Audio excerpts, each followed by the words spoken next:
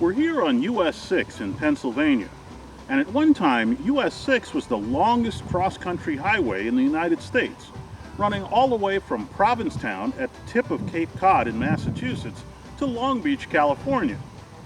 It no longer runs all the way to Long Beach, and in fact ends in Bishop, California, but it's still a very long transcontinental highway with a lot of history behind it.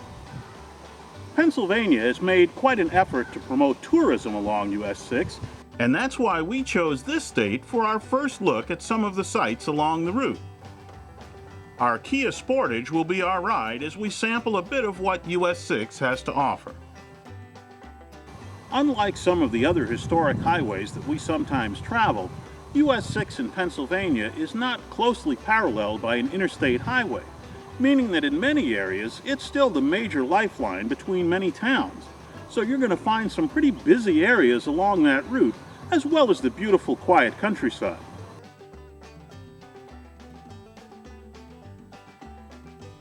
In its journey across the country, Route 6 originally stretched 3,652 miles from end to end. 447 miles were eliminated in 1965 when the western terminus was moved from Long Beach to Bishop, California. What remains today is mostly the original alignment, with some 400 of that in the state of Pennsylvania.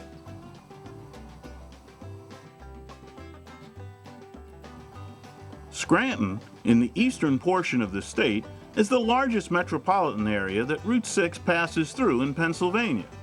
And it has a number of interesting attractions based on its rich industrial heritage to enjoy. At a former railroad yard near downtown, you'll find the Steamtown National Historic Site. Here, a terrific collection of vintage locomotives and rail cars is on display, and a variety of museum exhibits tell the story of railroad development through the years. A separate trolley museum on the grounds concentrates on historic interurban rail memorabilia. The expansive complex also offers both steam train and trolley rides when weather permits.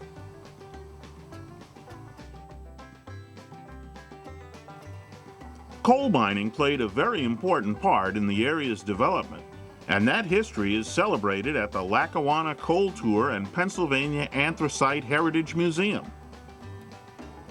Here you can take a rail car down into a mine for a walking tour of the veins, as well as enjoy a variety of exhibits of mining equipment, procedures, and history. At the Scranton Iron Furnaces, you'll see the remains of the Lackawanna Iron and Coal Company, once the second largest producers of iron in the country. Today, portions of the stone stacks stand as reminders of the blast furnaces built in the mid-1800s, and display boards explain their significance in what is now a riverside park.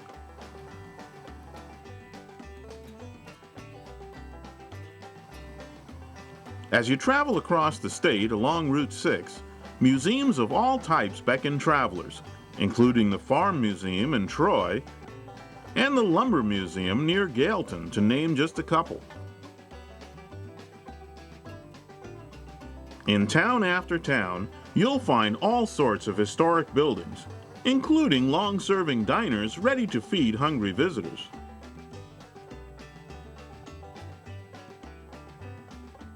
Near Wellsboro, in the Endless Mountains, Pennsylvania's own Grand Canyon awaits exploration.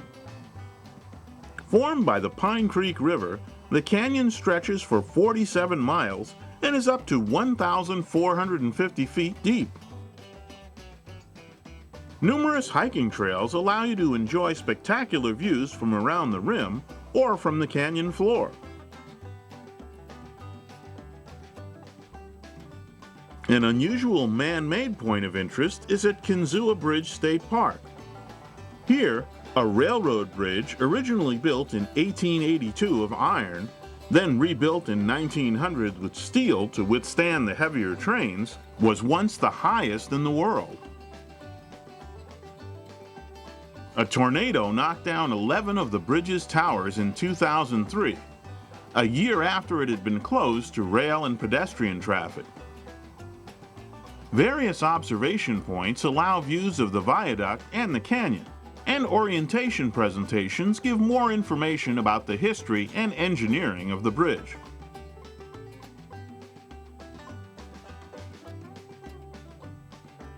Another rather unusual sight to see is at Pymatuning Reservoir, near the Ohio state line, where fish are so numerous that ducks seem to ride on their backs as they all compete for food tossed by visitors along the spillway.